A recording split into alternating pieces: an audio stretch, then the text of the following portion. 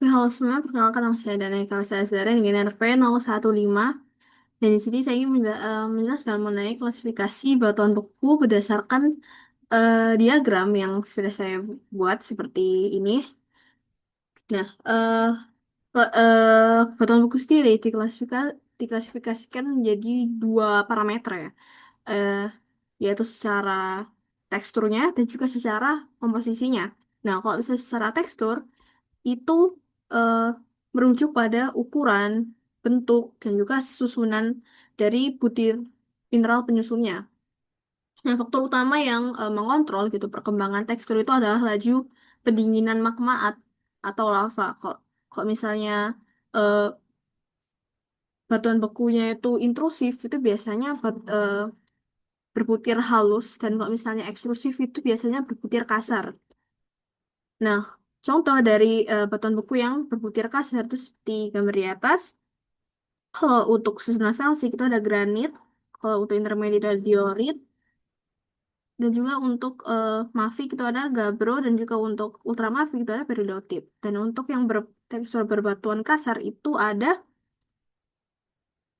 rhyolite itu felsik, terus ada intermediate-nya itu ada andesite, mafiknya itu ada basalt, dan juga ultramafiknya ada komatil, yang mana komatil itu sangat jarang. Nah, kalau misalnya secara komposisi kimianya itu kita bisa lihat sesuai agak mirip dari bawah ada olivin, ada piroksin, amfibol, biotit, ada potasium feldspar, ada potasium, ada potassium sulfat, ada plagioclaspetar, dan ada juga ada quartz. Ya, untuk kelompok Felsing sendiri itu masih eh, dia sebagian besar itu 65% sampai 75%-nya itu terdiri dari silika. Namanya juga felsik diambil dari dominasi mineral feldspar serta kuarsa bebas.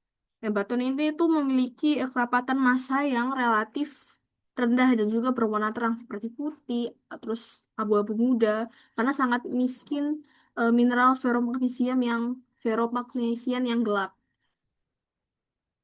Biasanya proporsi mineral ferromagnesium seperti biotit dan juga amfibol atau hornblende itu biasanya besar cuma 1% sampai 20%-an lah gitu dari total batuan felsik itu. Jadi cuma ya paling banyak 20% aja. Terus untuk kelompok intermediate gitu, eh, dia antara pertengahan antara felsik dan juga mafik ya. Antara 55% sampai 65% gitu.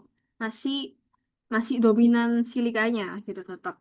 Dan ini warnanya mulai gelap gitu karena udah kena, kalau misalnya kita lihat di sini udah ada kandungan piroksennya gitu.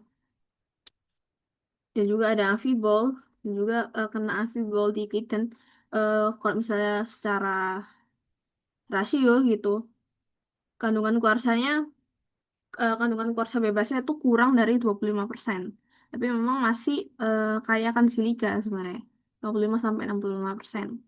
Nah, untuk kelompok mafik atau basa gitu, dia udah gelap ya, dan udah mulai berat gitu yang unsurnya seperti besi, ada magnesium, dan juga ada kalsium.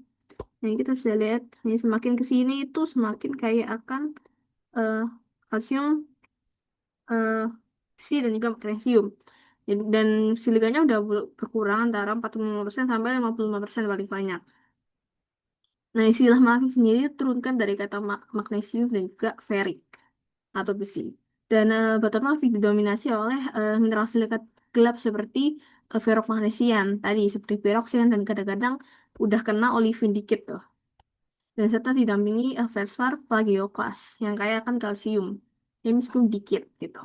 Dan batuan ini berwarna gelap ya, abu-abu tua hingga hitam, dan memiliki densitas yang sangat tinggi dibandingkan dengan batuan felsit.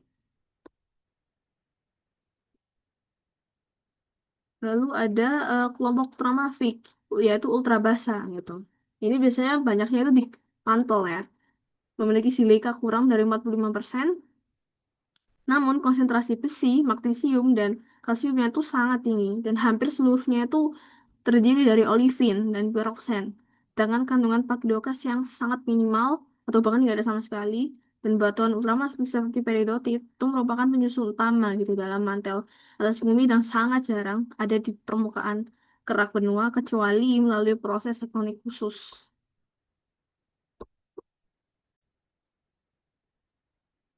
Nah, setelah itu sistem klasifikasi seperti ini itu sebenarnya merefleksikan gitu proses kristalisasi gitu yang terjadi di dalam kantung magma di bawah permukaan gitu.